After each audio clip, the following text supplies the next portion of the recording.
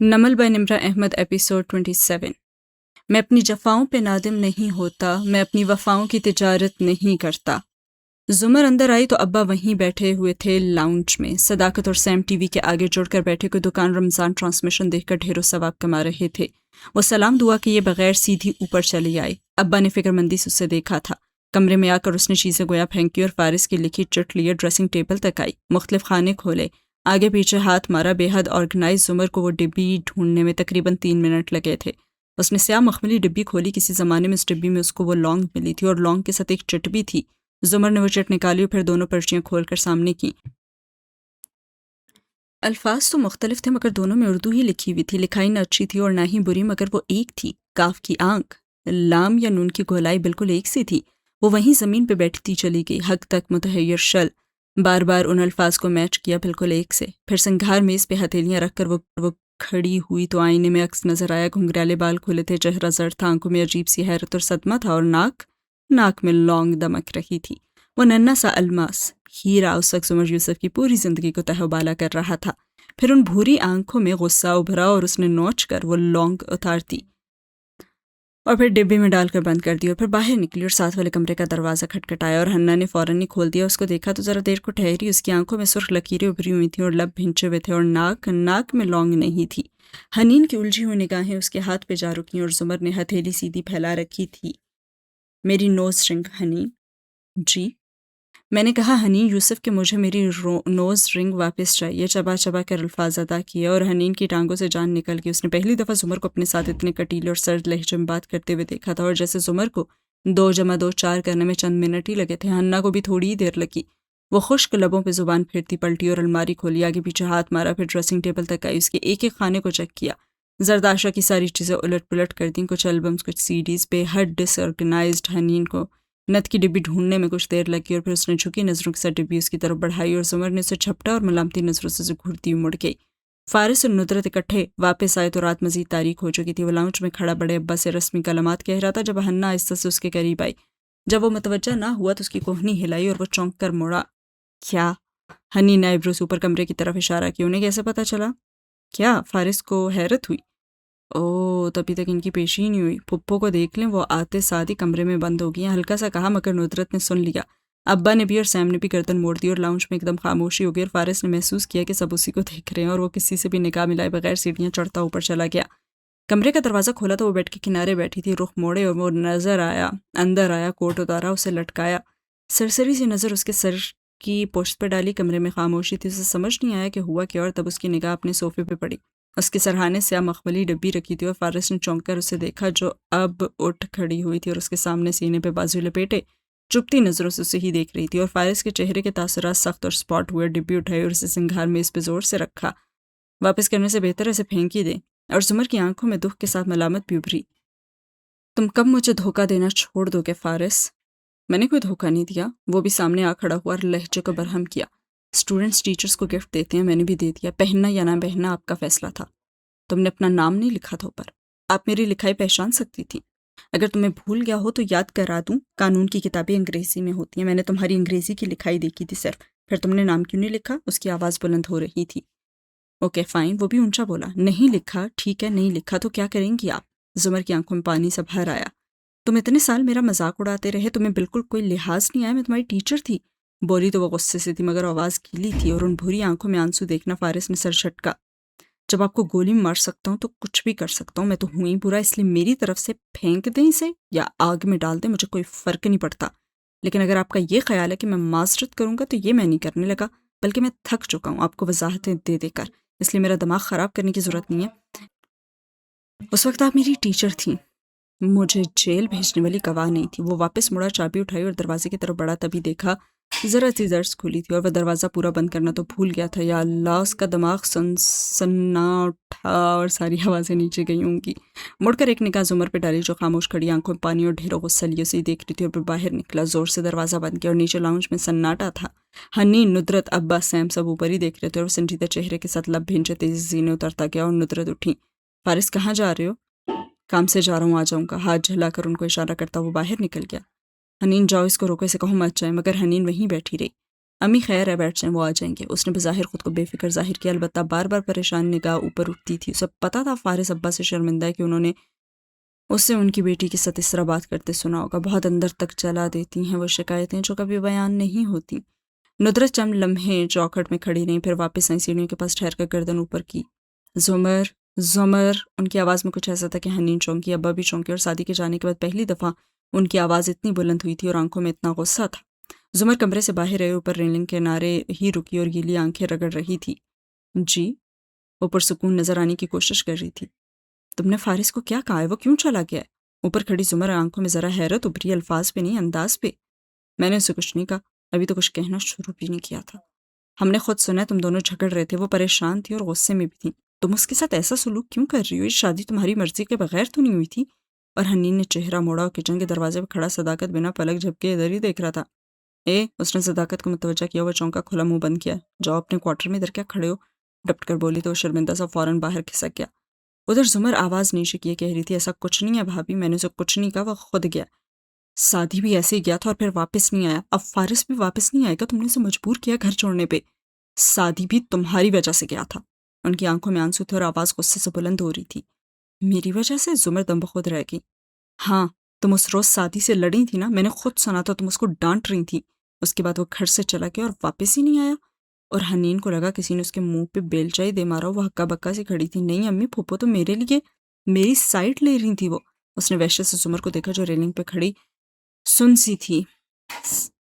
سادی میری وجہ سے نہیں گیا بھابی، تم نے فارس کو گھر سے نکالا جیسے تمہاری امی نے مجھے نکالا تھا۔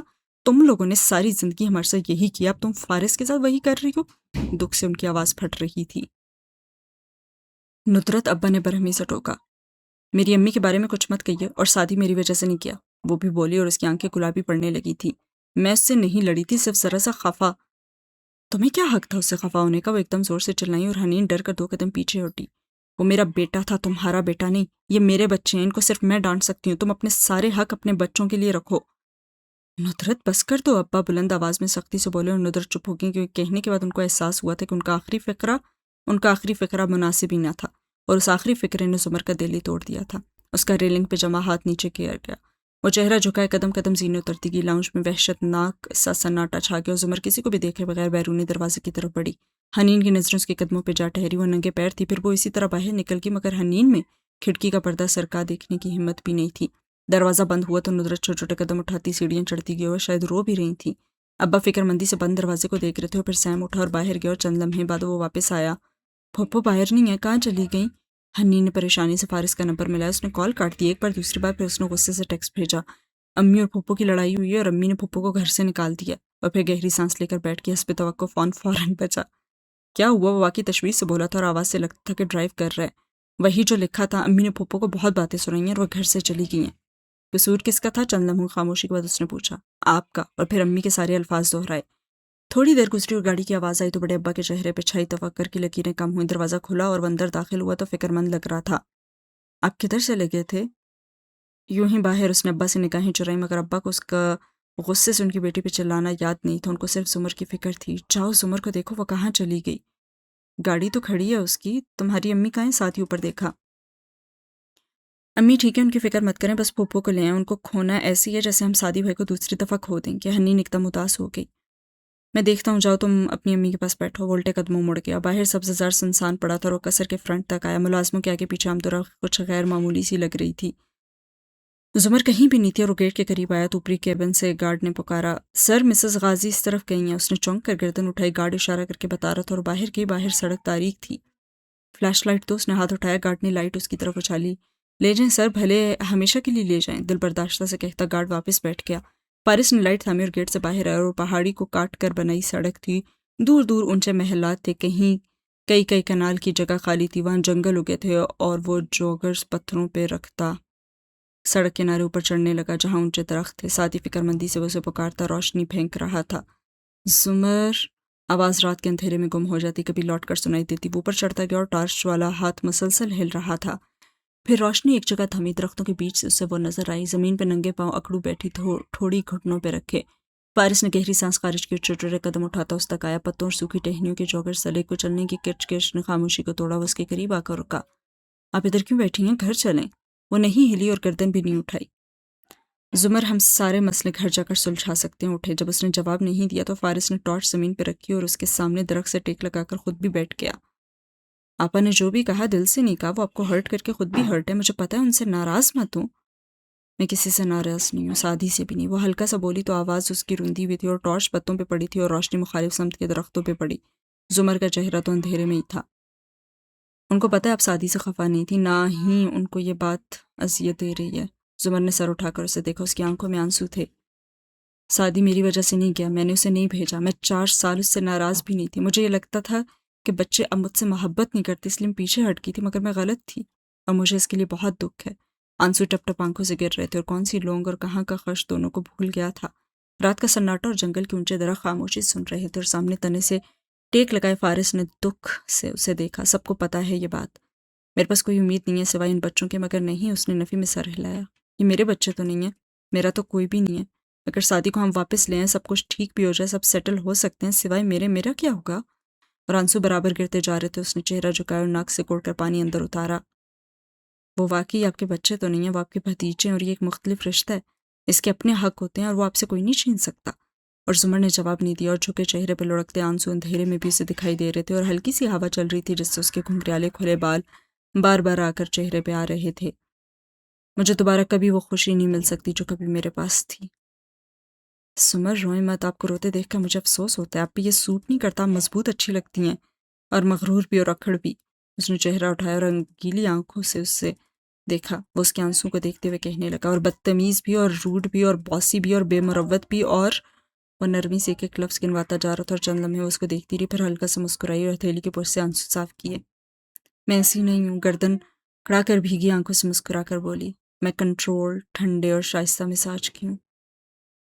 آپ کی ڈکشنری میں شائستگی کی تعریف کیا ہے؟ وہ بھی ذرا سا مسکرایا اور زمر ہاتھ سے آنسو پہنچتے ہوئے ہلکا سا ہنستی۔ عورتوں کو ایسا ہی ہونا چاہیے جیسا کہ میں ہوں۔ پھر مسکراہٹ آہستہ آہستہ سمٹی اور چند لمحے پہلے کی تلخی نے دل کو دوبارہ سے کسک دی۔ اس نے گردن موڑ کر دور تک پھیلے درختوں کو دیکھا، کہیں دور کبھی کسی گاڑی کی زن سے گزرنے کی آواز سنائی دیتی اور پھر سناٹا آ جاتا۔ کیا وہ مجھ پہ اتنی خفا تھیں؟ وہ پھر سے آزردہ ہوئی۔ انہیں آپ پہ غصہ نہیں، ان کو الزام دینے کے لیے کوئی چاہیے تھا، ہم سب کو چاہیے ہوتا ہے۔ وجہ یہ گھر ہے، ان کی اس گھر سے اچھی یادیں وابستہ ہی نہیں ہیں۔ مطلب وہ ٹھہر کر اسے دیکھنے لگے۔ اندھیرے میں سامنے بیٹھا فارس کا چہرہ مدھم سا دکھائی دیتا تھا، مگر اس پہ آنچ سی تھی۔ ابھی گھر چلیں، پھر کسی وقت اس سے پوچھ لیجیے گا۔ نہیں بتاؤ، میں سن رہی ہوں۔ وہ دھیان سے اسے دیکھ رہی تھی اور فارس نے گہری سانس لی۔ یہ میری امی کا گھر ہے، اور کہتے ساتھ ٹارچ اٹھائی کے اسے بند کرتے، تبھی روشنی زمر پہ گری تو وہ چونکا۔ ٹارچ اس کے اوپر ڈالی، زمر نے آنکھیں چندیا کر چہرہ پرے ہٹایا۔ اس کے قدموں میں دیکھ رہا تھا، کپڑوں پہ مٹی، کانٹے، اور پاؤں کو کیا ہوا ہے آپ کے؟ چونک کر اس کے چہرے کو دیکھا۔ آپ گری ہیں؟ زمر نے سر جھٹکا۔ شاید۔ اس نے روشنی اس کے پاؤں پہ ڈالی، انگوٹھا خون میں ڈوبا تھا اور وہ اٹھ کھڑا ہوا۔ گھر چلیں؟ تو میرے ساتھ زبردستی نہیں کر سکتے، تمہیں پتہ ہے۔ ہمیشہ کے برعکس وہ غصے یا سختی سے نہیں بولی تھی، بس تھکن سی تھی آواز میں۔ اچھا میں آتا ہوں۔ جانے لگا، پھر رکا، میرے آنے تک ادھر ہی رہیے گا، ہلیے گا نہیں، ورنہ میں قسم کھا کر کہتا ہوں آپ ابھی مجھے جانتی نہیں ہیں۔ یہ تنبیہ کرتا وہ نیچے اترتا گیا اور ٹارچ بجھا دی تھی۔ گیٹ تک دوبارہ آیا تو گارڈ کا کیبن خالی تھا اور کیبن کی سیڑھی کے آس پاس دیکھا، مدم مدم سی آوازیں آئیں۔ فوراً قریبی درخت کی اوٹ میں ہوا، پھر ٹہلیوں کے درمیان سے جھانکا۔ گارڈ کی پشت تھی اور اس کے سامنے فیونا کھڑی کہہ رہی تھی، مجھے واقعی نہیں معلوم کہ وہ سارے سٹاف کو کیوں نکال رہے ہیں، مگر اکبر تم بے فکر رہو، میں اپنے سٹاف کی ہیڈ ہی نہیں، خیر خواہ بھی ہوں۔ میں مسز کاردار سے کہوں گی کہ تم لوگ جاؤ گے تو میں بھی جاؤں گی، اور وہ تمہیں ایک بہتر پیکج دیں گے اور تم ٹھہر جاؤ گی۔ اگر تمہاری جگہ میری انجو ہوتی تو وہ ہم سب کی لڑتی۔ وہ مایوس لگ رہے تھے۔ میرا قصور نہیں ہے اس سب میں، یہ سب مسز زمر نے کیا ہے، یہ سب مسز زمر نے ہی کیا۔ انہیں کا فون آیا تھا اور اس کے بعد مسز کاردار نے یہ حکم جاری کیا۔ ووٹ سے نکلا اور آواز دی، اکبر۔ گارڈ فوراً گھوما، فیونا بھی چونکی، وہ چلتا ہوا ان تک آیا۔ میری بیوی کو چوٹ لگی ہے، کچھ لا دو پٹی وغیرہ کے لیے۔ فیونا کو مخاطب کیا تو وہ فوراً تابیداری سے آگے ہوئی۔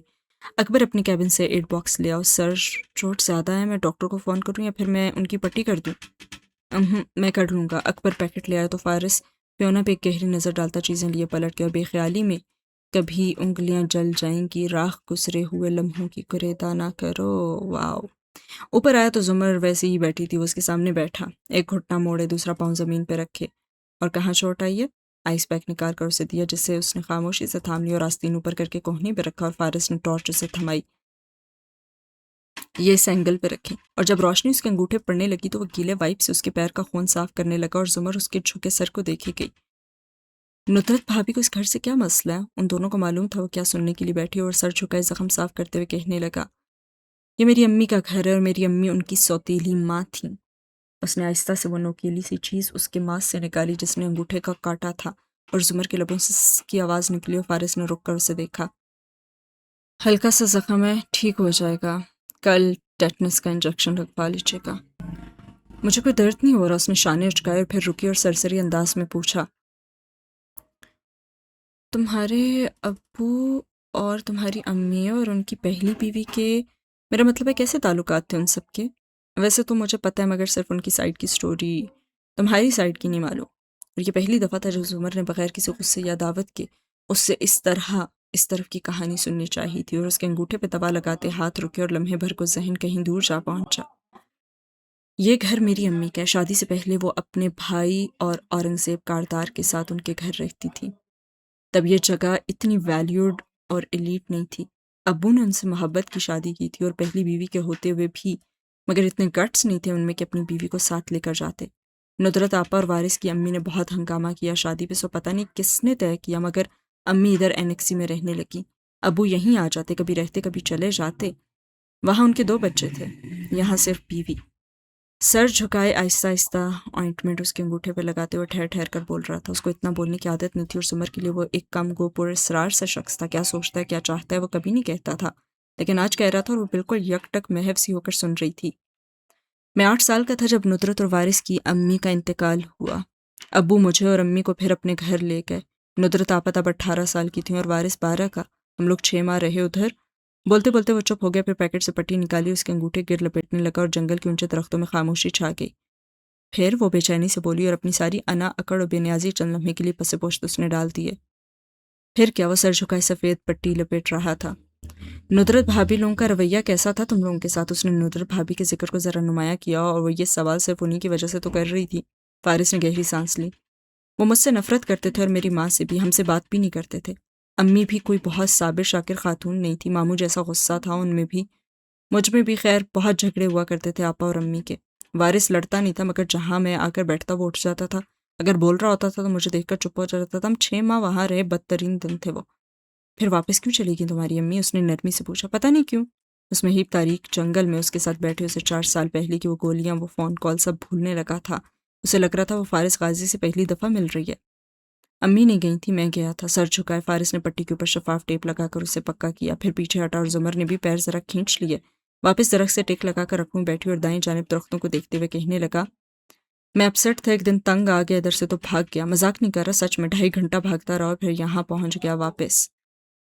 تمہیں گھر کا راستہ آتا تھا اتنی سی عمر میں؟ اس کو تعجب ہوا اور فارس نے گردن اس کی طرف موڑی اور اداسی سے مسکرایا۔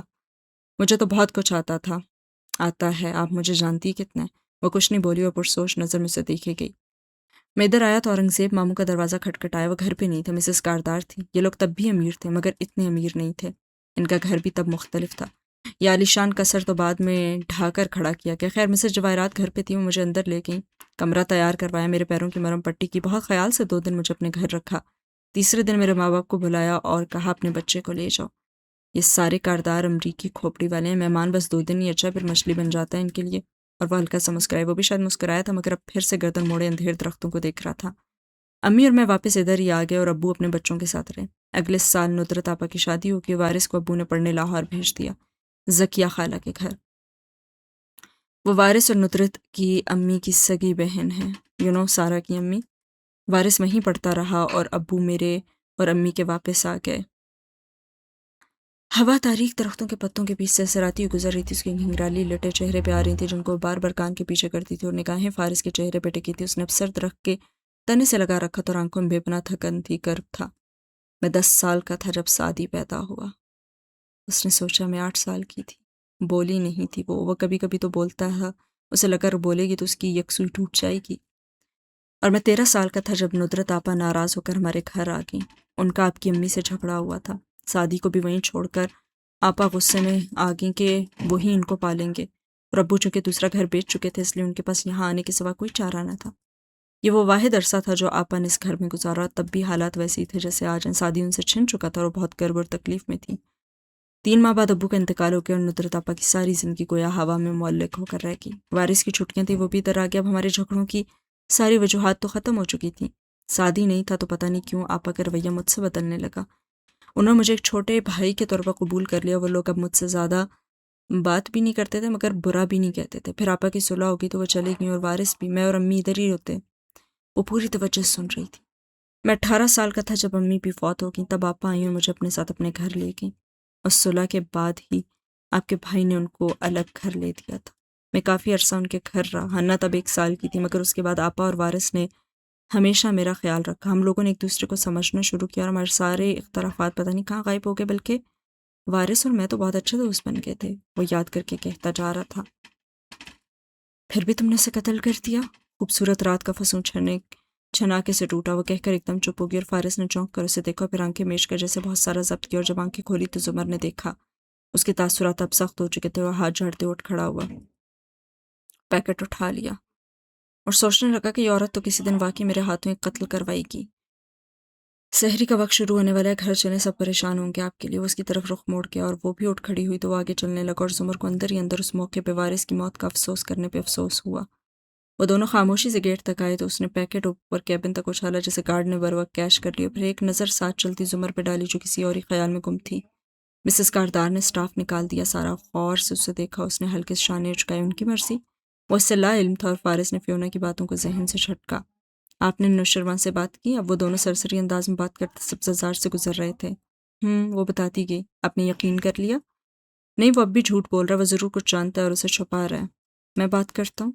نہیں، فی الحال اس کو کھلا چھوڑ دو، اگر وہ کانشیس ہو گیا نا تو پھر کبھی بھی نہیں بتائے گا۔ جب وہ دونوں اندر آئے تو ہنّا، سیم، ابا ویسے ہی لاؤنج میں بیٹھے تھے۔ ان کو پرسکون نارمل سے آتے دیکھ کر ان سب کے بھی سانس بحال ہو گئے، اور پھر کسی نے کچھ نہیں کہا۔ صداقت کو ہنّا نے بلا لیا اور آ کر سحری تیار کرنے لگی، اور زمر وہی پیکٹ اور چمچ لیے اوپر کمرے میں چلے گئی، اور ندرت نے بھی سحری کمرے میں کی، اور باقی سب نیچے خاموشی سے لاؤنج میں بیٹھے رہے۔ جب فجر اتر آئی اور سورج طلوع ہو کر تپتا سنہرا ہو گیا اور سب اپنے کمروں سے نکلے تیار ہو کر ایک نئے دن کے آغاز کے لیے، تو زمر باہر آئی اور ندرت کو سلام کیا۔ انہوں نے جواب بھی دیا اور یہ بھی پوچھا کہ وہ ابھی ریسٹورانٹ جائیں گی یا بعد میں، اور زمر نے بھی اتنے ہی نارمل انداز میں بتایا کہ وہ پہلے کورٹ جائے گی، ایک کلائنٹ کی سماعت ہے، اور پھر ریسٹورانٹ۔ اور یہ سب کہتے ہوئے اس نے دیکھا کہ اس نے وائٹ گولڈ کی نتھ پہن رکھی ہے، مگر کسی نے پوچھا نہیں کہ وہ لونگ کہاں گئی۔ اور جیسے کہ عموماً رشتہ داروں میں ہوتا ہے، لڑائی کے بعد معافی تو کوئی نہیں مانگتا، مگر موڈ اچھا کر کے یہ بتایا جاتا ہے کہ ہمارے گلے شکوے دھل گئے ہیں، سو ان کے گھر کا ماحول بھی نارمل ہو گیا۔ البتہ اسی صبح زمر کے نکلنے سے پہلے حنین نے سعدی کا لیپ ٹاپ لا کر اس کے سامنے رکھ دیا۔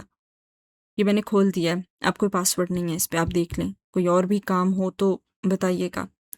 نگاہیں جھکائے وہ پلٹ گئی اور زمر نے بھی کچھ نہیں کہا، مگر اس واقعے کے بعد اتنا ضرور ہوا کہ ندرت جو بالکل چپ ہو گئی تھی وہ نارمل ہونے لگی۔ سیم، ہنّا کو ڈانٹ ٹپٹ، گھر کے کام، سب کچھ انہوں نے نارمل انداز میں پہلے کی طرح کرنا شروع کر دیے۔ سعدی کے لیے دعا اور یاد ویسی ہی تھی، مگر انہوں نے سمجھوتا کر لیا، اور حنین نے بھی اس کے بعد زمر کو ستانا بند کر دیا، سنانا بھی بند کر دیا، اور زمر نے فارس سے تلخ باتیں کہنی چھوڑ دی۔ بالآخر سعدی یوسف کے گھر والوں نے یہ جان لیا کہ ایک دوسرے کا الزام دینے سے کچھ حاصل نہیں ہوتا، بلکہ جو پاس ہے وہ بھی چلا جائے گا، اور سین ہوا ختم۔ 2 4 نہیں، مجھ کو فقط ایک دکھا دو، وہ شخص جو اندر سے بھی باہر کی طرح ہو۔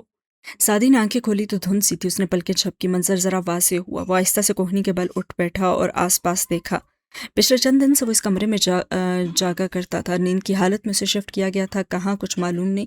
رمضان کتنا گزر چکا، سحری کب ہے اور افطار کب ہے، اس کمرے میں کچھ خبر نہ ہو پاتی تھی۔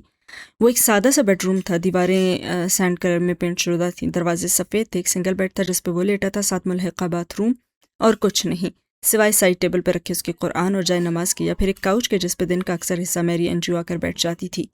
اس وقت وہ وہاں نہیں تھی، بلکہ دروازہ کھول کر ڈاکٹر مایا اندر آ رہی تھی، اس کے ساتھ ایک نرس بھی تھا۔ سعدی نے نظر اٹھا کر اسے دیکھا، کھلے دروازے کے پار گارڈز کھڑے تھے، آگے شاید ٹی وی لاؤنج تھا، اتنا ہی نظر آیا، پھر دروازہ بند ہو گیا۔ مایا بیڈ کے قریب سٹول پہ بیٹھی، اس کے لمبے بال کھلے تھے جنہیں وہ کانوں کے پیچھے کر رہی تھی، اور نیلی جینز پہ لمبا سفید اوور آل پہن رکھا تھا، کم عمر چہرے پہ معصوم سا تاثر تھا۔ وہ خاموشی سے بیٹھا رہا۔ مایا نگاہیں سعدی کے زخموں پہ جھکائے نرس کو پٹی کی ہدایت دیتی رہی، اور اس کے زخم مندمل ہونے کے قریب ہی تھے۔ نرس چلا گیا تو وہ اٹھی، گولیاں اور پانی کا گلاس بھر کر اسے دیا، اور نگاہیں اٹھا کر اس کا چہرہ دیکھا۔ اس کی شفاف آنکھوں میں اس لڑکے کے لیے اپنائیت بھری ہمدردی تھی۔ پی لو، تم روزہ نہیں رکھ سکتے، دوا دینی ہوتی ہے۔ یہ مسٹر کاردار کا حکم نہیں، یہ میرا ہے۔ اس نے گلاس تھاما اور دوا پانی سے نکل لی۔ وہ اسٹول پہ بیٹھ کر یوں ہی اس کا چہرہ دیکھنے لگی۔ تمہاری فیملی میں کون کون ہے؟ فرسادی نے چونک کر اسے دیکھا۔ وہ اپنی شفاف آنکھوں میں ڈھیروں ترہم لیے اسے دیکھ رہی تھی۔ بہن، بھائی، امی اور بھی کچھ لوگ۔ کیا ان کو معلوم ہے کہ تم کس کے پاس ہو؟ نہیں، وہ ہلکا سا بولا اور اس نے سر جھکا دیا۔ میں اپنے باپ کی وجہ سے مجبور ہوں، وہ مقروض ہیں ہاشم کاردار کے، اور میں اس نوکری پہ مجبور ہوں، ورنہ… اس کی آواز سرگوشی میں بدلی اور تبھی دروازہ ایک دم کھلا۔ مایا کرنٹ کھا کر پیچھے اور سعدی نے بھی چونک کر دیکھا۔ میری اندر داخل ہو رہی تھی اور اسے کچھ کھٹکا لگا۔ تم ابھی تک کیوں بیٹھی ہو؟ مایا ذرا گھبرائی سے صاف ظاہر تھا وہ میری کے روب میں تھی۔ میں اس سے طبیعت پوچھ رہی تھی۔ وہ ڈر گئی تھی۔ میں نے گھور کر اسے دیکھا۔ تمہیں اس سے مخاطب ہونے کی اجازت نہیں ہے، باہر جاؤ۔ اور مایا فوراً سے باہر نکل گئی تو میری اس کے قریب آئی اور سلگتی نظروں سے دیکھا۔ وہ کیا پوچھ رہی تھی؟ یہی کہ میری فیملی میں کون کون ہے۔ میری چند لمحے بے بسی بھرے غصے سے اسے دیکھتی رہی، پھر اس نے زوردار تھپڑ سعدی کے منہ پہ دے مارا۔ اس کا پورا دماغ گھوم گیا اور دنیا چکرا گئی اور دوسری طرف گرنے لگا اور ابھی سنبھل ہی نہ پایا تھا کہ وہ جھکی اور اسے گردن سے دبوچ کر سامنے کیا۔ میں زندگی میں تمہیں پہلی اور آخری نصیحت کر رہی ہوں سعدی یوسف خان، مایا اچھی ہے، بہت اچھی، لیکن اگر تم نے اس کو استعمال کرنے کی کوشش کی تو تمہارا بہت برا حال ہوگا۔ ہاشم تو تمہاری جان لے لے گا۔ جھٹکے سے اس کی گردن چھوڑی اور سعدی کا پورا سر ہی چکرا کر رہ گیا۔ میں نے کچھ نہیں کہا اسے۔ اگر کسی نے مرد نے مارا ہوتا تو وہ وضاحت نہ دیتا، لیکن وہ تو میری تھی۔ لیکن میری سنے بغیر ہی تیزی سے باہر مایا کے پیچھے لپکی تھی اور سین ہوا ختم۔ وہ مجھ کو قتل کر کے کہتے ہیں، مانتا ہی نہ تھا یہ کیا کہیے۔ اینکسی دھوپ میں جھلس رہی تھی جب وہ کسی کام سے گھر آیا اور سیدھا اوپر اپنے کمرے کا دروازہ کھولا تو دیکھا کھڑکیاں کھلی تھی، روشنی اندر آ رہی تھی۔ زمر اسٹڈی ٹیبل بیٹھی مٹھی گال تلے رکھے کچھ سوچے جا رہی تھی اور سامنے سعدی کا لیپ ٹاپ کھلا پڑا تھا۔ وہ رات والے لباس میں تھی، بال بھی گول مول بندھے ہوئے تھے اور صبح سے باہر نہیں نکلی تھی اور پیر کا انگوٹھا اس روز سے آج تک پٹی میں ہی بند تھا اور وہ اسے نظر انداز کرتے الماری کی طرف بڑھ گیا۔ کیا تم نے میری پکچرز لی تھی؟ اس کے سوال پہ وہ رکا اور پلٹا تو چہرہ سامنے آیا اور اس پہ تعجب تھا اور زمر پشت کیے بیٹھی رہی۔ کیا؟ جب میں اس ریسٹورانٹ میں زخمی پڑی تھی اور تمہاری بیوی بھی، تو کیا تم نے اس منظر کی پکچرز لی تھیں؟ بڑے ٹھنڈے انداز میں اس نے پوچھا، مڑی بھی نہیں اور فارس کے ایبرو تن کے اور آنکھوں میں سختی در آئی۔ اب جواب میں کیا سننا چاہتی ہیں؟ کیا بات آپ کو خوش کرے گی؟ بتائیے، میں کہہ دیتا ہوں۔ زمر نے جواب نہیں دیا، چپ بیٹھی رہی اور وہ بھی پلٹ گیا اور الماری سے چند کاغذات نکالے اور زور سے بند کیا اس کو، پھر تیزی سے باہر نکل گیا اور پھر سے اسکرین پہ وہی تصویریں نکال کر دیکھنے لگی جو سعدی کے لیپ ٹاپ میں تھی۔ یہ وہی تصاویر تھیں جو سعدی نے ہاشم کے لاکر سے نکالی تھیں اور اس رات جب شیرو نے اپنے اغوا کا ناٹک رچایا تھا۔ سعدی کے سامان، اس کے ٹیبلٹ اور اب اس کے لیپ ٹاپ میں سوائے ان تصاویر کے کچھ بھی ایسا نہ ملا تھا جو اس کے کسی دشمن کی خبر کر سکتا۔ بالآخر زمر نے موبائل اٹھایا اور احمر کے نام میسج کیا۔ احمر شفیع، کیا مل سکتے ہیں؟ جواب چند لمحے بعد آ گیا۔ پہلے بولیے پلیز، ساتھ ہی زبان نکالتا اسمائلی۔ وہ ہلکا سا مسکرائی۔ 1 گھنٹے میں ریسٹورانٹ پہنچ جائیے، اس سے پہلے کہ میں اپنا ارادہ بدل لوں، اور موبائل پر ہی ڈال دیا۔ آدھے گھنٹے بعد زمر تیار ہو کر بال آدھے کیچر میں باندھ پرس پر کوہنی پر ٹکائے باہر نکلی تو پرسکون لگ رہی تھی۔ کار کی طرف بڑھتے اس نے دیکھا سامنے سبز زار پہ مسز کاردار کے کمرے کے عقبی برآمدے میں جواہرات اور ندرت بیٹھی تھیں۔ کافی دن سے جواہرات سے اس کی ملاقات ہی نہیں ہوئی تھی، سو اب ادھر جا بیٹھی تھی اور جواہرات نے مسکرا کر ہاتھ ملایا۔ زمر نے مسکرا کر سر کو خم دیا اور کار میں بیٹھی اور پھر اس کی نظروں کے سامنے کارزن سے آگے گزر گئی تو جواہرات نے ندرت کی طرف چہرہ موڑا۔ ایسا لگتا ہے زمر فارس کے ساتھ خوش نہیں ہے۔ ندرت جو اسی کی طرف دیکھ رہی تھی چونک کر جواہرات کو دیکھا۔ نہیں، وہ دونوں ٹھیک ہیں، ذرا سنبھل کر بولی۔ میں اس لیے کہہ رہی ہوں کیونکہ مجھے ان دونوں کی فکر ہے۔ نئے شادی شدہ جوڑے ایک دوسرے سے کٹے کٹے تو نہیں رہتے جیسے یہ دونوں ہیں۔ سعدی کی وجہ سے ایسا ہے، وہ بس اتنا ہی کہہ پائی اور آنکھوں میں ڈھیروں تکان اتری۔ میرا نہیں خیال کہ صرف سعدی کی وجہ سے ایسا ہے۔ اگر سعدی آ گیا تو کیا یہ دونوں ایک دم سے ٹھیک ہو جائیں گے؟ اور ندرت خاموش رہیں۔ یقیناً یہ باتیں آپ کے ذہن میں بھی گھوم رہی ہوں گی ندرت، مگر ظاہر ہے آپ یہ فارس سے نہیں کہہ سکتی کیونکہ آپ اس کے گھر میں رہ رہی ہیں۔ مسکراتے ہوئے نرمی سے وہ کہہ رہی تھی، مگر کبھی کبھی نا انسان کو اپنے چھوٹوں کو ٹوک دینا چاہیے، اس میں ان کا فائدہ ہی ہوتا ہے۔ ندرت نے گہری سانس اتار دی۔ نہیں مسز کاردار، میاں بیوی کے معاملے میں ہمیں نہیں بولنا چاہیے۔ ایک دوسرے کو الزام دینے سے صرف گھر کا ماحول ہی خراب ہوتا ہے، اور پھر یہ گھر تو میرے ابو اور بھائی کا ہے، میرا اپنا ہی ہوا، اس لیے مجھے سب کا سوچنا چاہیے۔ اپنے ازلی گھریلو اور سادہ انداز میں وہ کہتی گئی اور جواہرات کو بات پسند نہیں آئی لیکن وہ خاموش رہی۔ وہ اٹھی تو فیونا آئی، ایک ننھا سا باکس اور خط کا لفافہ سامنے کیا۔ کوئی ڈرائیور تھا آپ کے لیے دے گیا، کہہ رہا تھا اوپر نام لکھا ہے، کہہ کر وہ پلٹ گئی اور جواہرات نے باکس کھولا۔ اندر مہرون مخمل پہ ایک ہیروں سے جھلملاتا بریسلٹ رکھا تھا۔ اس نے 2 انگلیوں میں بریسلٹ نکال کر دیکھا، پھر کارڈ کھولا۔ اس پہ فارسی میں لکھا تھا، چہ الماس را ملکہ مغرور، من الماس رابا ملکہ دادم، چہ الماس را ملکہ مغرور، ہارون عبید۔ میں نے پیش کیا ملکہ کو ایک ہیرا، کیونکہ ہیرے ملکہ کو مزید مغرور بناتے ہیں۔ ہارون عبید اور اس کی ایرانی ماں کا فارسی ٹچ۔ اس کارڈ کو دیکھ کر بے نیاز سی مسکرائی۔ اتنے سال بعد ہارون عبید اسی شہر میں واپس آ ہی گئے۔ کوئی عجیب سا احساس تھا جو اس خوبصورت سنگ دل ملکہ کو اپنی لپیٹ میں لے رہا تھا۔ یہ احساس یقیناً ناخوشگوار نہیں تھا۔ اس نے مسکراتے ہوئے دہرایا اس لائن کو، اور سین ہوا ختم۔ ریسٹورانٹ پہ افطار بفے کی تیاری شروع ہو چکی تھی، زور و شور سے جاری تھی، ملازموں کی بھاگ دوڑ لگی ہوئی تھی۔ ایسے میں اوپری پورشن لاک کر کے زمر نیچے ہی آ بیٹھی تھی، اور اس وقت اس کے سامنے ہنستا مسکراتا ہوا احمر بیٹھا ہوا تھا۔ جی مسز زمر، کیسے یاد کیا آپ نے مجھے؟ وہ ٹانگ پہ ٹانگ جمائے گھنگریالی لٹ انگلی پہ لپیٹے بولی، مجھے آپ کی سروسز درکار ہیں۔ یعنی آپ مجھے ہائر کرنا چاہتی ہیں؟ گڈ۔ ذرا سا مسکرایا۔ پہلے مجھے آپ کی ماہرانہ رائے چاہیے، خالص غیر جانبدار رائے۔ شور، ویسے میری کنسلٹنسی فیس 5,000 روپے ہے، مگر چونکہ آپ غازی کی وائف ہیں تو آپ سے میں ذرا سوچنے کی عطا کرے گی۔ 5,000 ہی لوں گا، شرارت سے مسکرایا، اور زمر نے پرس سے ایک گلابی نوٹ نکال کر سامنے رکھا۔ ایک غیر جانبدار اور سمجھدار انسان کی حیثیت سے آپ میم، جب آپ اتنی عزت کرتی ہیں تو مجھے لگتا ہے ابھی نا بے عزتی ہونے والی ہے، اس نے نوٹ والٹ میں رکھتے ہوئے کہا، اور احمد شفیع اس کو دیکھ رہا تھا۔ احمد شفیع میں سنجیدہ، اور واقعی سنجیدہ سے صرف ایک لمحہ لگا احمد کو سیدھا ہونے میں۔ جی پوچھئے، اب کہ وہ سنجیدہ نظر آ رہا تھا۔ آپ ایک سینسیبل اور ذہین انسان ہیں، کرمنل بھی رہ چکے ہیں اور ایک پیدائشی فراڈ بھی ہیں، مطلب کہ تجربہ کار ہیں، اس لیے اپنی پوری ایمانداری سے بتائیے، آپ کی رائے میں کیا فارس غازی نے اپنے بھائی اور بیوی کو قتل کیا تھا؟ ایمانداری سے بتاؤں؟ زمر نے اس بات میں گردن ہلائی۔ جی میرے خیال میں اس نے بالکل یہ دونوں قتل کیے تھے، اور زمر ذرا سا مسکرائی۔ واہ، میرا خیال تھا صاحب السجن بہترین دوست ہوتے ہیں۔ مسز زمر، آپ نے مجھ سے میری دیانتدارانہ رائے مانگی، میں نے دے دی۔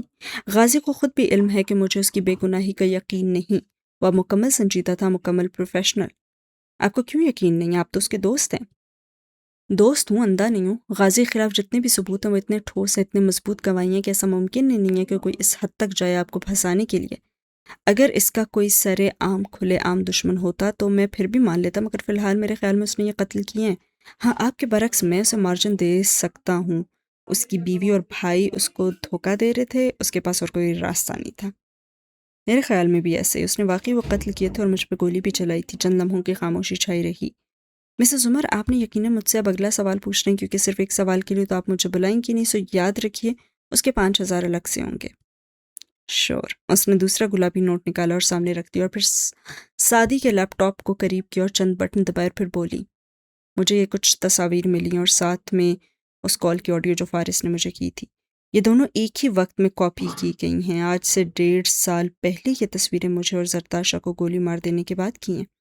زمر نے لیپ ٹاپ کا رخ اس کی طرف موڑا۔ احمد سنجیدگی سے اسکرین کو دیکھتا ہوا متوجہ ہوا، مگر تصاویر دیکھ کر اس کے لب کھل گئے، آنکھیں صدمے اور تعجب سے پھیلیں۔ پھر اس نے خود ہی اسکرین فولڈ کر دی۔ زمر بظاہر نارمل پرسکون اس کے ہی دیکھ رہی تھی۔ I'm so sorry۔ میں غلط ہو سکتی ہوں اپنی جانبداری کی وجہ سے، مگر آپ بتائیے۔ وہ ٹھہری۔ آپ کے خیال میں کیا فارس یہ پکچرز لے سکتا ہے؟ احمد کا سر نفی میں ہلا۔ کبھی بھی نہیں۔ کیوں؟ وہ مرڈرر تو ہو سکتا ہے، مانسٹر نہیں۔ اور یہ تصویریں؟ اس نے نفی میں سر ہلایا۔ دیکھیں، آنر کلنگ ہوتی ہے ان 2 لوگوں کو اپنی زندگی سے مٹانے کے لیے، یہ ہاٹ بلڈ مرڈر ہوتا ہے، مگر ایسی تصویریں یہ تو کولڈ بلڈڈ مرڈر پہ لے جاتی ہیں، جس میں آپ کی اپنی شکار کے ساتھ کوئی جذباتی وابستگی نہیں ہوتی، نہ محبت نہ نفرت، وہ آپ کے لیے صرف آپ کی مہارت کا ثبوت ہوتا ہے۔ آپ سمجھ رہی ہیں نا کہ میں کیا کہہ رہا ہوں؟ اور زمر نے اس بات میں سر ہلایا۔ بالکل، کیونکہ میرا بھی یہی خیال ہے۔ میں فارس کے بارے میں ہر بات پہ یقین کر سکتی ہوں، مگر وہ اس حد تک تو نہیں جا سکتا، وہ یہ نہیں کر سکتا۔ उसने पट्टी में बंधे अंगूठे को जूते से मसला और मेज़ की चमकती सतह पे अपना अक्स नजर आया तो वाइट गोल्ड की नथ चमकी, मगर उस नन्हे अलमास वाली लौंग जैसी चमक इसमें तो न थी। अहमद चंद लम्हे के लिए खामोश हो गया। रेस्टोरेंट में लोगों की चहल पहल से वो दोनों कट चुके थे और मिसेस उमर, आपको कुछ और भी चाहिए शायद मुझसे? और जुमर ने ज़रा सी हल्की सी अपनी गर्दन हिला दी। मुझे मुझे काबिल एतमाद इन्वेस्टिगेटर चाहिए और मुझे पता है कि आप अपने काम में महारत रखते हैं। मैं चाहती हूँ आप मुझे पता करके दें कि ये तस्वीरें होटल या किस कमरे से ली गई थी और किसने ली थी, और सादी को ये कहाँ से मिली। मुझे लगता है वहाँ कोई और भी था। ये फारिस नहीं है तो फिर कौन है? हो सकता है उस शख्स का सादी की गुमशुदगी में हाथ हो। फारिस के दुश्मन हैं और सादी को उसी के दुश्मनों ने गायब करवाया। शोर में पता लगाने की कोशिश करता हूँ और आपको कहने की ज़रूरत नहीं है, मेरे और आपके दरमियान ही रहेगा। फारिस, सुमर कुछ कहते हुए चुप हो गया। रहमान ने गौर से उसे देखा। जी, आपका कभी गुस्सावर आदमी से वास्ता पड़ा है अमर? जी, मेरे अब्बू बहुत गुस्सावर थे, इसलिए तो मैं इतना स्वीट हूँ। गुस्सावर आदमी पता है कैसा होता है? उसे जल्द गुस्सा चढ़ता है, फिर वो नहीं देखता कि आगे कौन है, फिर उसे रेत देता है, फिर गुस्सा ठंडा होता है तो माफ़ी मांगता है, दोबारा कभी गुस्सा न करने का वादा करता है और कुछ दिन बाद फिर वही हरकत करता है। मगर फारिस, वो एक तरफ एक गुस्सीला इंसान मशहूर है, मगर कोई चीज़ अडॉप्ट नहीं होती उसकी पर्सनालिटी स्केच में। कुछ गलत है। वो जेल में कैसा था? वो अपना सारा वक्त, मतलब ज़्यादा वक्त लड़ाई झगड़ों में ही गुजारता, फड्डे, गिरोहबंदियाँ और दूसरों के लिए ही लड़ता। अगर इतना वक्त वो अपने प्रिजन राइट्स हासिल करने के लिए लगाता ना, तो आज जेल जन्नत बन चुकी होती। वैसे मैं एक तहरीक शुरू करना चाहता हूँ कैदियों के प्रिजन राइट्स के हवाले से। और थैंक यू अहमर, वो ज़रा तकान से मुस्कुराई। तो आप मेरे लिए काम करेंगे? बिल्कुल, मगर कुछ वक्त लगेगा और मैम, मैं 15,000 फ़ी घंटा लूँगा। मेरे अलावा आप किसी से ये काम करवा भी नहीं सकती। उसको दूसरे लफ्ज़ों में हाँ, इसको दूसरे लफ्ज़ों में ब्लैकमेलिंग कहते हैं। नहीं, इसको एक एक्सपर्ट हायर करने की फ़ीस कहते हैं। आपको अंदाज़ा है कि हारून उबैद मुझे कितना पे कर रहे हैं? कौन हारून उबैद? अहमर का मुंह बना। आप इतने मशहूर सियासतदान को नहीं जानती? मैं मान ही नहीं सकता। अच्छा, वो हारून उबैद, उन्होंने तो एक स्कैंडल के बाद फॉरेन मिनिस्ट्री से इस्तीफ़ा ही दे दिया था। अब कहाँ से आ गए?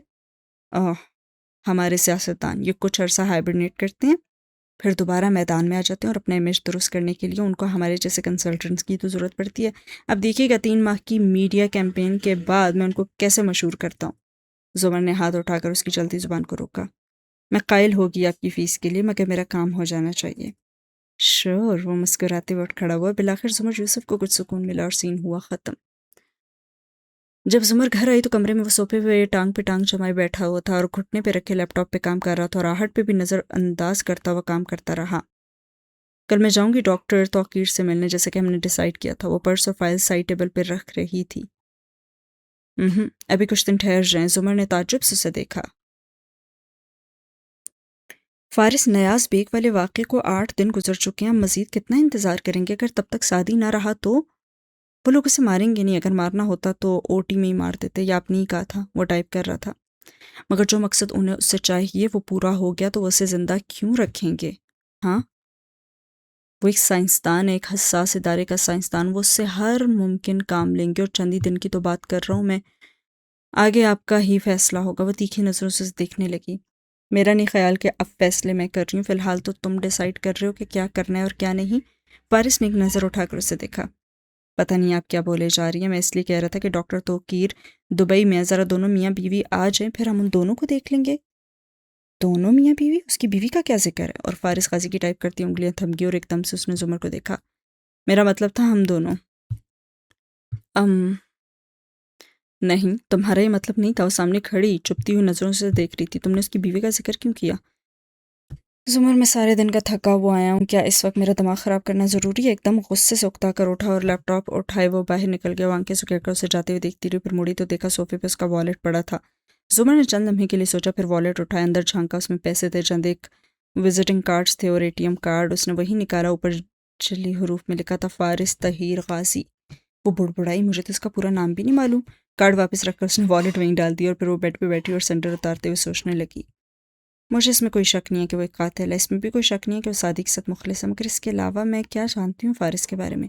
एक कमगो, गुस्सावर और पुरस्रार शख्स। मगर इससे हटकर फारिस गाजी कौन है? वो सोच में गुम बैठी ही रही। फिर एकदम वो उठी। नीचे आई तो फारिस नहीं था। बैरूनी बरामदे से आवाज़ें आ रही थी। वो नुदरत के साथ बाहर बैठा होता और जुमर دبے قدموں سے چلتی بیسمنٹ کی سیڑھیاں اترنے لگی. نیچے تہہ خانہ اندھیرا پڑا تھا اور اس نے ایک ہی بتی جلائی تو وہ وسیع کمرہ نیم اندھیرا ہو گیا. وہاں کونے میں ایک چھوٹے سے کمرے کا دروازہ تھا جیسے کوئی اسٹور روم وغیرہ. فارس نے اس کو شادی کی پہلی رات بتا دیا تھا کہ بیسمنٹ کی چابی وہ اس کو نہیں دے رہا. ادھر زرتاشا کی چیزیں پڑیں اور پھر جب ہنہ لوگ ادھر آ کر رہنے لگے تو سامان رکھنے کے لیے اس نے بیسمنٹ کھول دی. مگر یہ والا کمرہ؟ زمر اس کے بند دروازے کے سامنے آ کر ٹھہری. اس کی چابی اب بھی اس نے کسی کو نہیں دی ہوئی تھی. کیا رکھتا ہوگا وہ اس میں؟ اکثر ہی وہ اس سے بیسمنٹ سے اوپر آتے دیکھتی تھی. بار بار اسے اس کمرے میں جانے کی کیا ضرورت پڑتی تھی؟ زمر نے اس کمرے کا لاک گھمایا، وہ مقفل تھا. ذرا سا دھکا دیا، بے سود. آپ ادھر کیا کر رہی ہیں؟ آواز سی کے صبح کرنٹ کا اگر پلٹی. نیم اندھیرے میں وہ سیڑھیاں اترتا دکھائی دے رہا تھا اور چہرے پہ سختی تھی اور آنکھوں میں برہمی. تہخانے میں اس رات عجیب سی پراسراریت بکھری تھی اور زمر 2 قدم پیچھے ہٹی اور کمر دیوار سے جا لگی اور وہ قدم قدم چلتا اس کی طرف آ رہا تھا. زمر نے تھوک نکلا اور سابق ڈسٹرکٹ پروسیکیوٹر کے سارے الفاظ اس اندھیرے کمرے میں کھو گئے تھے. میں سادی کی چیزیں دیکھنے آئی تھی. وہ اس کے عین سامنے آ رکا اور چپتی نظریں اس کی آنکھوں پہ گاڑی. سادی کی چیزیں یا میری؟ ایک قدم مزید قریب آیا. اس کا دل زور زور سے دھڑکنے لگا مگر بظاہر گردن اکڑا کر بولی، میں جو بھی کروں تم سے مطلب. اور سر جھٹک کے ساتھ ہی گزرنے لگی اور فارس نے اس کو دونوں کوہنی سے پکڑا اور ایک جھٹکے سے واپس دیوار سے لگایا. میں نے آپ کو منع کیا تھا ادھر آنے سے. چبا چبا کر اس کو گھورتے ہوئے بولا تو زمر کی رنگت زرد پڑنے لگی. منع کیا تھا یا نہیں کیا تھا؟ اس کے الفاظ اٹکے اور جنگل کی وہ رات اور اس کا سحر غائب ہو گیا اور پھر سے اس ریسٹورانٹ میں تھی اور اسے کال پہ کہہ رہا تھا وہ بدصورت اور خوفناک باتیں جو اسے کبھی نہیں بھولتی تھی. ایک اس دن اسے فارس سے ڈر لگا تھا اور ایک آج رات اسے ڈر لگنے لگ رہا تھا. تو پھر شرافت کی زبان آپ کے اس الٹے دماغ کو کیوں نہیں سمجھ آتی؟ ہاں، غصے سے بولتا وہ. زمر کی اس پہ جمی آنکھوں میں گویا سانس رکنے کی کیفیت سمونے لگی تھی مگر وہ کمزور نہیں پڑنا چاہتی تھی. ہاں ٹھیک ہے، میں دیکھنے آئی تھی تمہاری چیزیں. پھر کیا کر لو گے تم؟ میں تم سے نہیں ڈرتی.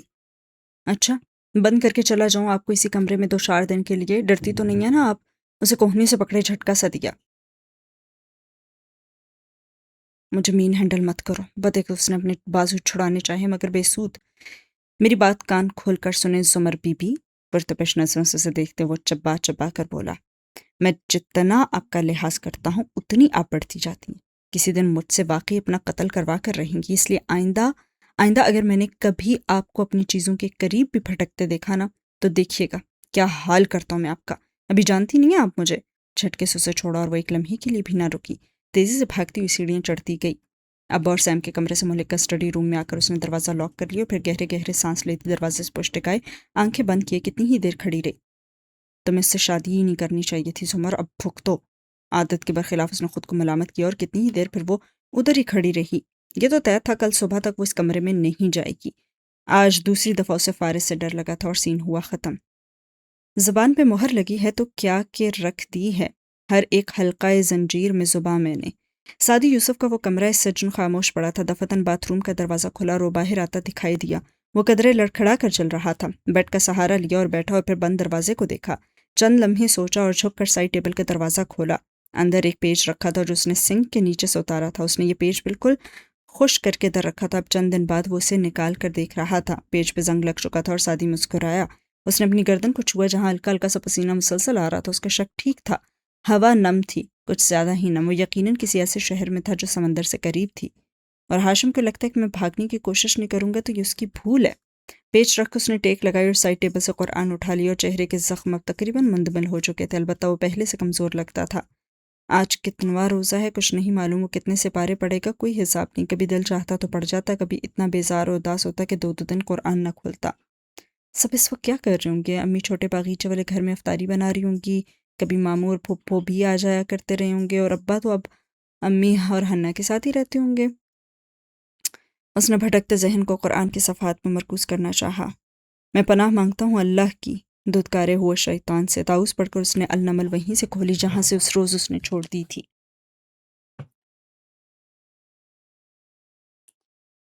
اور بے شک ہم نے دیا داؤد اور سلیمان کو علم. سعدی کے آئیبرو 27 انداز میں اٹھے. گھر والوں کی یاد محو ہونے لگی. واہ اللہ تعالیٰ، اس طرح کی آیات اور یہ شاہانہ انداز. The king of all kings. جب آپ فرماتے ہیں ہم نے یہ کیا تو مجھے بہت اچھا لگتا ہے اور بہت فخر محسوس ہوتا ہے. میں بتوں کو پوجنے والوں، انسانوں کو خدا کا بیٹا ماننے والوں اور قبر کو سجدہ کرنے والوں کے سامنے گردن اٹھا کر فخر سے یہ کہہ سکتا ہوں کہ دیکھو میرا رب تو یہ ہے، بادشاہوں کا بادشاہ، میرے اور اس کے درمیان کوئی تیسرا نہیں. نرمی سے مسکراتے سر جھکائے وہ کہہ رہا تھا، اور اللہ کی باتیں تو ختم ہی نہیں ہوتی۔ سعدی نے آیات کے الفاظ پہ توجہ دی۔ ہم نے دیا داؤد اور سلیمان کو علم، اور ان دونوں نے کہا سب تعریف اللہ ہی کے لیے ہے جس نے فضیلت دی ہم کو بہت سے مومن بندوں کے اوپر۔ اس نے رک کر ذرا سا سوچا، کتنی امیزنگ بات ہے اللہ تعالیٰ۔ اکثر ہماری فیملیز میں کئی بچوں میں سے ایک یا دو بہت لائق نکلتے ہیں، ماں باپ اپنی تربیت پہ اتراتے ہیں اور وہ بچے اپنی اپنی ذہانت پر، مگر آپ کہتے ہیں کہ جیسے داؤد علیہ السلام کے 19 بیٹوں میں سے صرف ایک سلیمان علیہ السلام کو اپنے خاص علم عطا کیا، ویسے ہی ہر ایک کو مجھے بھی علم آپ ہی نے دیا ہے۔ علم بھی آپ دیتے ہیں، اگر ماں باپ دیتے تو ساری اولاد کو دے دیتے نا، مگر باقی اولاد کو بھی آپ نے ضرور کچھ اور عطا کیا ہوتا ہے۔ پتہ ہے اللہ تعالیٰ، لوگ مجھ سے اکثر پوچھتے ہیں سعدی تمہیں اتنا اچھا قرآن کس نے سکھایا؟ میں کہتا ہوں مجھے میرے رب نے سکھایا ہے۔ آپ اسی سے علم کے لیے دعا کریں، وہ آپ کو مجھ سے بھی اچھا قرآن سکھائے گا۔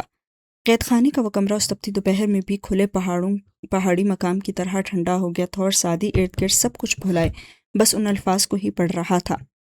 اور وارث ہوئے سلیمان داؤد کے، اور کہا سلیمان نے کہ اے لوگوں، ہم سکھائے گئے ہیں پرندوں کی بولیاں، اور ہمیں عطا کی گئی ہے ہر چیز، بے شک یہ وہ فضل ہے جو روشن نمایاں ہے۔ گھنگریالے بالوں والی لڑکی کی مسکراہٹ گہری ہوئی، اور فلمی اداکاروں، سیاسی لیڈروں اور ایسے تمام لوگ جن کی وجہ شہرت وہ کام ہے جو اللہ کو نہیں پسند، ان سب کی پرستش کرنے والے پرستاروں کے سامنے میں گردن اٹھا کر کہہ سکتا ہوں کہ دیکھو، میرے آبا تو یہ لوگ ہیں جو انبیاء ہیں، جو اتنی شان سے بات کرتے ہیں۔ انہیں اللہ نے کیا کیا نہیں عطا کیا، اور انہوں نے اپنا علم روک کر نہیں رکھا، بخل نہیں کیا، نعمتوں کا اعتراف کیا، اور یہی شکر ہوتا ہے۔ اور ہم لوگ، اس کی مسکراہٹ و تعظیم بدلی، ہمیں تو ذرا سا ہنر آ جائے ہم کسی کو بتاتے ہی نہیں کہ کہیں وہ ہم سے اچھا نہ کر لے۔ اتنے تنگ دل کیوں ہیں اللہ تعالیٰ؟ کمرے میں اس وقت سکینت ہی سکینت اتری تھی، اور ٹھنڈی میٹھی سی چھایا، اور سر جھکائے آگے پڑھنے لگا۔ اور اکٹھے کیے گئے سلیمان کے لیے ان کے لشکر جنوں میں سے اور انسانوں میں سے اور پرندوں میں سے تو وہ پورے ضبط میں رکھے گئے تھے۔ اور سعدی نے آنکھیں بند کر کے یاد کرنا چاہا، اللہ تعالیٰ ضبط کے لیے جو لفظ آپ نے استعمال کیا ہے واو زا عین، اس کا اصل لغوی مطلب کیا تھا بھلا؟ کچھ دماغ آج کا سست رہتا تھا، سو ذرا دیر سے یاد آیا۔ ہاں، فوج کو ترتیب وار حصوں میں رکھنا۔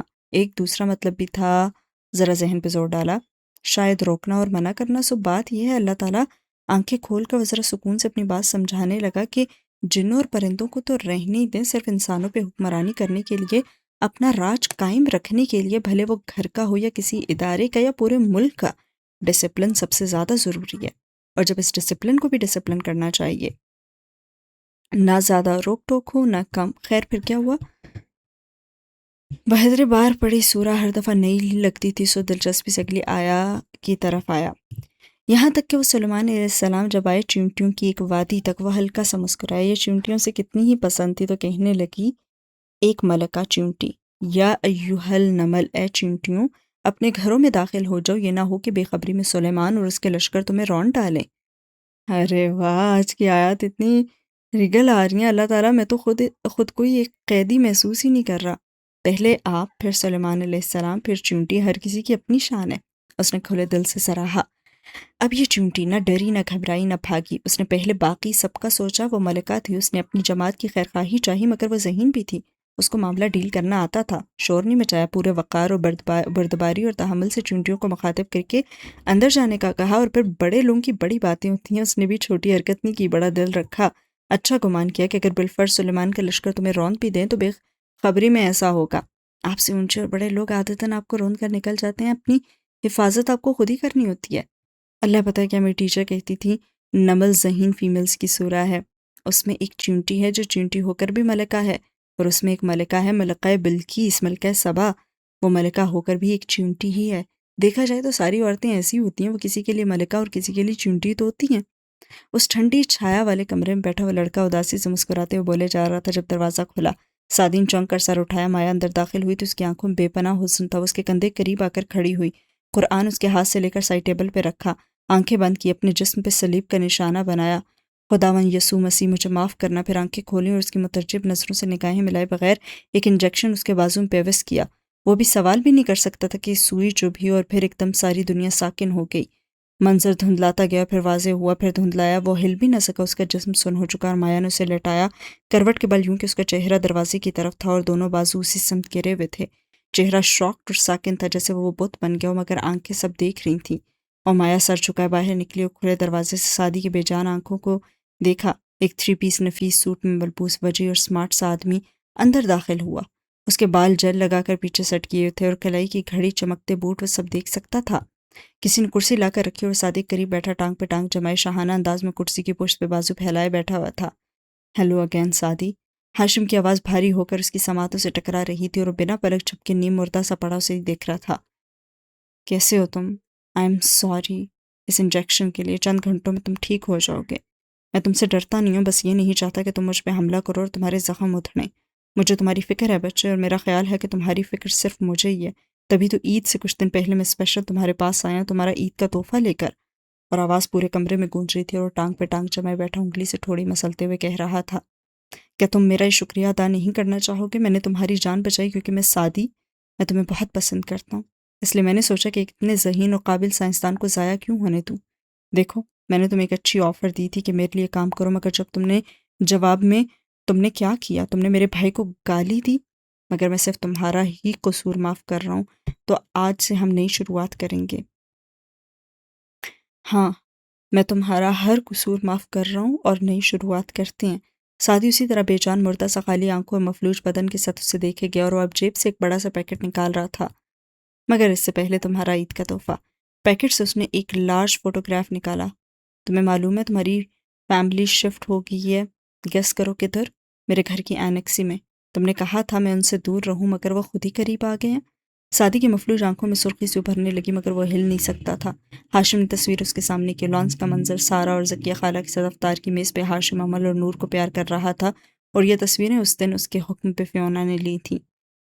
دیکھو تمہاری باس بھی عرصے بعد تمہارے گھر آ گئی ہے، میں بھی کچھ دیر بیٹھا ان کے ساتھ، وہ سب یوں بات کر رہے تھے جیسے تم مر چکے ہو۔ مفلوج پڑے سعدی کا دل مفلوج نہیں ہوا تھا اور وہ بری طرح ڈوبا تھا۔ سارا خالہ نے کسی کو نہیں بتایا؟ ہاشم نے تصویر اچھال دی اور سعدی سے ٹکرا کر فرش پہ گری۔ اس نے دوسری تصویر سامنے کی اور رات کا منظر اور اینیکسی کے سامنے کھڑے بات کرتے شیرو اور سمر۔ معاف کرنا، مگر کہیں یہ تمہاری ڈیئر سمر تو نہیں جو اس وقت شیرو سے اتنے دوستانہ انداز میں بات کر رہی ہے؟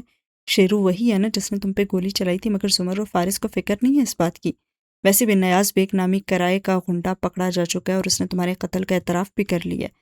اب سب تمہیں روک کر چپ بھی ہو گئے، اور ہاں سمر کی جاب چلی گئی اور آج کل وہ بھی اپنی جاب کے لیے فارسی کی طرح مصروف ہے۔ وہ تصویر بھی پھینک کی طرح سامنے پھینکی اور ایک اور تصویر نکالی۔ اینیکسی کے بیرونی زینے پہ خاموش اور اداس بیٹھی حنین۔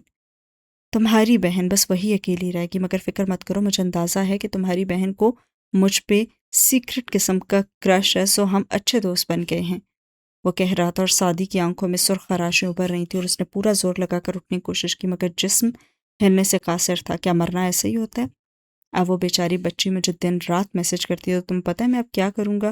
کسی رات جب فارس گھر نہیں ہوگا نا تو میں اسے اپنے پاس بلاؤں گا، جو بھی بہانہ کروں گا وہ معصوم بچی مان لے گی۔ تمہیں پتہ ہے نا میرا کمرہ اس کے کتنے قریب ہے، سو میں کوشش کروں گا کہ اس ایونٹ کی بھی تصویریں لوں، مگر تمہیں برا لگے گا، اس لیے اگر تم چاہتے ہو کہ میں ایسا نہ کروں تو آج سے ہم نئی شروعات کریں گے۔ تمہارے گھر والے تو تمہیں بھول چکے ہیں، کوئی ثبوت میں نے چھوڑا نہیں اپنے خلاف، اور ہاں تمہاری بہن نے تو وہ فلیش بھی میرے حوالے کر دی جس میں میری فائلز تھیں، سو ان لوگوں کو تو تم بھول جاؤ سعدی، تمہاری فیملی اب میں ہوں اور میرا کاروبار اب تم بنو گے۔ وہ اٹھا اور قدم قدم چلتا اس کے قریب آ کر کھڑا ہو گیا۔ میں نے تمہیں اس لیے بچایا کیونکہ مجھے تم اچھے لگتے ہو، لیکن تم پہ اتنی انویسٹمنٹ میں مفت میں نہیں کر رہا، اس لیے آج سے تم میرے لیے کام کرو گے، اور اگر تم نے ایسا نہ کیا تو تمہاری بہن کے ساتھ کیا کر سکتا ہوں میں ایکچولی مجھے واضح کرنے کی ضرورت نہیں ہے۔ اور کہیں کوئی بزر سی بجی تھی اور سعدی کی مفلوج آنکھوں نے دیکھا وہ جیب سے سیل فون نکال رہا تھا اور پھر مسکرایا۔ نائس ٹائمنگ، پاکستان سے ہے اور وہ بھی تمہاری بہن کا ہے، میں اس سے بات کرتا ہوں، تب تک تم میری بات پہ غور کرو۔ پھر فون کان سے لگایا اور خوشگوار انداز میں بولا، ہیلو حنین کیسی ہو؟ اسپیکر آن کر دیا اور کمرے میں حنین کی آواز گونجی، میں ٹھیک ہوں، آپ باہر گئے ہوئے ہیں؟ میں انڈیا ہوں ایک پرانے دوست سے ملنے۔ مفلوج لیٹے سعدی کا تنفس تیز ہونے لگا اور اس کی آنکھیں پانی سے بھرنے لگیں۔ اچھا، وہ مجھے پوچھنا تھا، وہ اجلت میں لگ رہی تھی، آپ نے وہ فلیش کھول لی؟ ارے ہاں، وہ خاور نے ہی کھول لی، شکریہ تمہارا، تمہاری وجہ سے میرے اتنے قیمتی ڈاکیومنٹس محفوظ رہے۔ اور دوسری طرف خاموشی چھا گئی۔ کون سے ڈاکیومنٹس تھے اندر؟ میرے آفس کی فائلز تھیں۔ اور وہ پھر چپ ہوئی۔ آپ مجھے وہ فلیش واپس کر سکتے ہیں؟ وہ بھائی کی چیز تھی، میں اسے بھائی کی یاد کے طور پہ رکھنا چاہتی ہوں۔ وہ رکا۔ اچھا میں تمہیں پرنٹ شدہ ڈاکیومنٹس بھیج دوں گا واپس آ کر، یا پھر ذرا رکا، تم کس دن آ کر میرے کمرے سے لے جانا نا۔ اس نے کروٹ لیے، لڑکے کا چہرہ دیکھا، ایک آنسو اس کی ساکت آنکھ سے ٹپک کر تکیے میں جا گرا تھا۔ ہاشم باہر نکل گیا اور پیچھے کمرے میں قبر سی خاموشی چھا گئی۔ کیا واقعی میں مرنا ایسا ہی ہوتا ہے؟ اور سین ہوا ختم۔ وہ یہیں سے لوٹ جائیں جنہیں سر عزیز ہیں، ہم سر پھروں کے ساتھ کوئی سر پھرا چلے۔ اور ہزاروں میل دور اسلام آباد کے اس مسافاتی علاقے میں قصر کی انیکسی کے بیسمنٹ میں کھڑی حنین نے ہاشم کی کال کاٹی تو اس کے چہرے پہ شدید ملال چھایا تھا۔ تو اب آپ مجھ سے بھی جھوٹ بولنے لگ گئے ہیں ہاشم، وہ بڑبڑائی۔ آپ نے وہ فلیش کھولی ہی نہیں، یا پھینک دی یا کسی کو دے دی۔ اگر کھولتے تو دیکھ لیتے کہ اس میں میرے 2 کورین ڈرامے تھے جو میں نے اسی رات لاک کر کے آپ کے لیے تیار کر رکھے تھے، کیونکہ میں آپ کو بتانے کی غلطی کر چکی تھی اور اب ناراض نہیں کر سکتی تھی۔ مگر آپ نے کیسے مجھ سے جھوٹ بول دیا؟ اس نے سر جھٹکا اور پھر اپنے سامان سے علیشا کے نیکلس کے ساتھ رکھی سفید فلیش ڈرائیو نکالی جو سادی نے اس کو دی تھی۔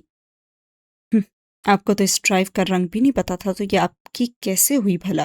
اتنا جھوٹ! اس کا دل بری طرح دکھا۔ محبت ایک طرف، لیکن میں بھائی کی چیز آپ کو نہیں دے سکتی۔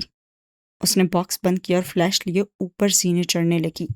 آخر دیکھوں تو صحیح، اس میں اتنا کیا خاص ہے جو سادی بھائی اور ہاشم دونوں اس کو حاصل کرنا چاہتے تھے؟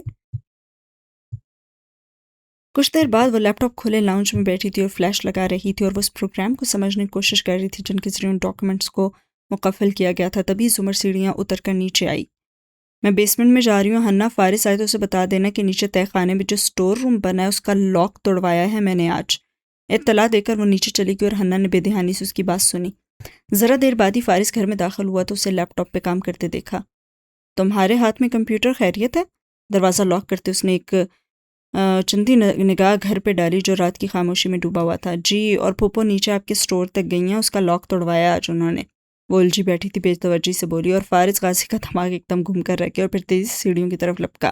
سبک رفتاری سینے پھلانگتا نیچے آیا تو اسی خانہ تاریک پڑا ہوا تھا اور کونے والے کمرے کا دروازہ بند تھا، اور اسی دروازے سے کمر ٹکائے سینے پہ بازو لپیٹے کھڑی تھی منتظر، اور وہ غصے سرخ چہرہ لیے جارحانہ انداز میں اس کی طرف بڑھا۔ کس کی اجازت سے آپ نے اس کمرے کا لاک توڑوایا؟ منع کیا تھا نا میں نے کہ… غضبناک ہو کر اس کی آنکھوں میں دیکھتا وہ غراتے ہوئے قریب آیا کہ دفتن رکا۔ زمر بس ٹھنڈی آنکھوں سے اسے دیکھ رہی تھی۔ اتنا کیوں ڈر گئے ہو؟ میں نے تو ہنّا سے مذاق کیا تھا۔ اور فارس نے بے اختیار دروازے کو دیکھا، وہ لاک تھا۔ اس نے گہری سانس لی، وہ اس کو اکسا رہی تھی۔ کیا چاہتی ہیں آپ؟ پلیز آپ غصہ مجھ پہ سایہ مت کرنا، کیونکہ نہ تو میں تم سے ڈرتی ہوں اور نہ میں کبھی اس کمرے کا لاک توڑواؤں گی، بلکہ تم مجھے خود یہ کمرہ کھول کر اب دکھاؤ گے، ٹھنڈے انداز میں کہہ رہی تھی۔ اور تم مجھے خود بتاؤ گے کہ تم اس میں کیا رکھتے ہو، تم سارا دن کرتے کیا ہو، اور تم 4 سال سے کیا کرتے رہے ہو۔ تم ہمیشہ کہیں جا رہے ہوتے ہو، کہیں سے آ رہے ہوتے ہو۔ تم سے شادی سے پہلے میں نے اس ریسٹورانٹ میں آ کر تم سے صرف سچ بولا تھا۔ دشمنی اپنی جگہ، دیانتداری اپنی جگہ، سب سچ بولنے کی باری تو تمہاری بھی ہے۔ وہ کچھ دیر لب بھینچے برامی سے اسے دیکھتا رہا۔ ڈرتا نہیں ہوں آپ سے، صرف اس لیے اپنی کچھ چیزیں الگ رکھتا ہوں کیونکہ اگر آپ دیکھیں گی تو میرے ساتھ پھر کام نہیں کریں گی۔ زمر 2 قدم آگے آئی، تیکھی نظروں سے اس کی آنکھوں میں گاڑا۔ فارس، جیسے ہم نے نیاز بیگ کو گھیرا ویسے ہی سرمد شاہ کو بھی گھیر لیں گے، اور آہستہ آہستہ سعدی کے ہر ایک مجرم کو۔ مجھے کم از کم سعدی کے معاملے میں تم پہ اعتبار ہے، لیکن میں صرف اتنا جاننا چاہتی ہوں کہ فارس طہیر غازی کون ہے۔ کم از کم مجھے معلوم تو ہونا چاہیے میں کس کے ساتھ کام کر رہی ہوں۔ اور فارس نے گہری سانس لی، پھر جیب سے چابیوں کا گچھا نکالا اور اس کمرے کے دروازے تک آیا اور ایک چابی لاک میں گھمائی اور پھر دروازہ کھول دیا، اور ساتھ ہی ہوا یہ سین ختم۔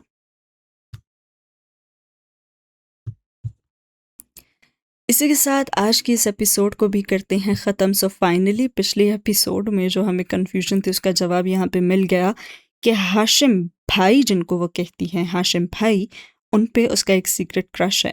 اور آج کی ہی ایپیسوڈ میں اس نے کہا کہ محبت اپنی جگہ لیکن وہ بھائی کی چیزیں نہیں دے سکتی، اور ہاشم کس قدر خراب کردار ہے وہ بھی ہم نے دیکھ لیا، اور اس سے واقعی میں سعدی یا کسی بھی انسان سے شاید محبت نہیں ہے، وہ صرف اپنے مطلب کی حد تک لوگوں کو استعمال کرنا جانتا ہے۔